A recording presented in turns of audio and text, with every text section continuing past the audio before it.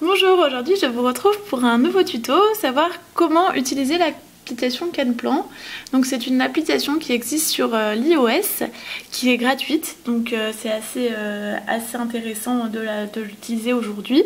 Donc je vais vous montrer comment on l'utilise. On la télécharge donc sur l'App Store, elle apparaît ensuite et donc on va l'ouvrir. C'est une application qui à la base est créée pour séquentialiser les actions. Donc on a des exemples qui ont été faits mais qui n'ont aucun rapport avec le cahier de vie. L'exemple que j'ai fait et que vous pourrez trouver sur le site. Et donc on va regarder comment en faire un. Donc tout simplement add task, comme si on ajoutait une tâche. Voilà. Donc la première photo qu'on choisit, c'est la photo de notre tâche, ce qu'ils appellent la tâche. Et donc c'est celle-là que l'enfant va voir quand il va arriver sur l'application. Donc, on fait choisir une photo externe.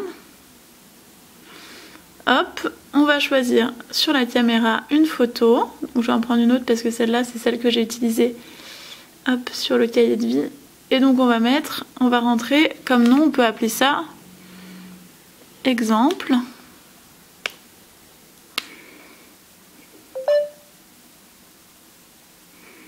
Voilà, donc on a notre tâche et ensuite on va pouvoir ajouter ce qu'ils appellent des étapes, donc step.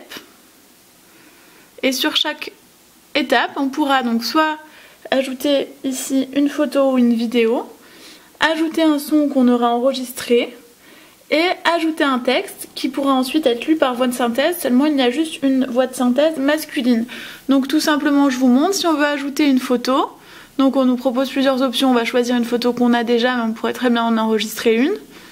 Voilà, on prend la photo, on peut enregistrer mon papa et ma maman.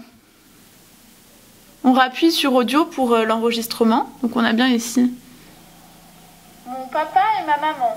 Notre enregistrement. Et donc on peut taper du texte.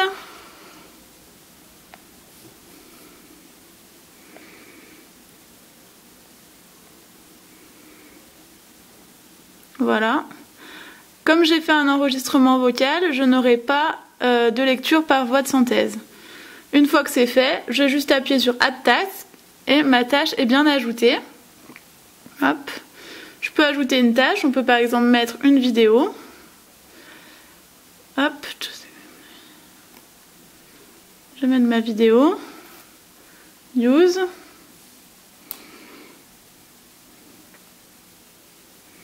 Donc le chargement de la vidéo est un petit peu plus long. Donc ça c'est des photos et des vidéos qui sont juste présentes sur mon iPad, hein. C'est pas des photos que j'ai dû importer dans l'application. Voilà, donc j'ai la vidéo qui s'ajoute. Alors, j'espère que ça va fonctionner. On va revenir en arrière. Oui, c'est bien ajouté. Hop, oui c'est bien ça. Et donc on peut aussi... Alors, si jamais... C'est comme pour Pictello et Nikistory, si jamais je veux ajouter un son qui est déjà présent sur mon iPad, je ne vais pas avoir d'autre solution que de laisser diffuser le son sur un autre appareil et l'enregistrer directement depuis l'enregistreur vocal. Voilà, juste simplement si je veux faire un essai de lecture par voix de synthèse, je vais vous montrer. J'ajoute une photo, pardon, hop, et je vais écrire le texte que je veux faire lire à ma voix de synthèse, donc ma maman. Hop. J'ai bien mon cahier de vie qui est créé avec mon image et mes informations. Schedule, vous n'avez pas à vous en occuper parce que tout simplement c'est pour limiter dans le temps chaque tâche et nous on n'en a pas besoin. Pour la catégorie, c'est si vous voulez faire des dossiers, on pourrait imaginer si on veut un enfant qu'il ait plusieurs dossiers avec les différentes activités, on peut très bien faire une grosse catégorie. Ici ce n'est pas le cas. J'enregistre donc et là j'aurai bien mon exemple qui apparaît. Exemple. Mon papa et ma maman. Voilà. Ma vidéo. Donc je ne peux l'arrêter qu'en passant à la page suivante. Et donc ici, Ma maman. Ma lecture par voix de synthèse. Voilà. Voilà pour cet enregistrement. pour ce tutoriel. N'hésitez pas si vous avez des questions. Comme vous le voyez, c'est vraiment très simple d'utilisation.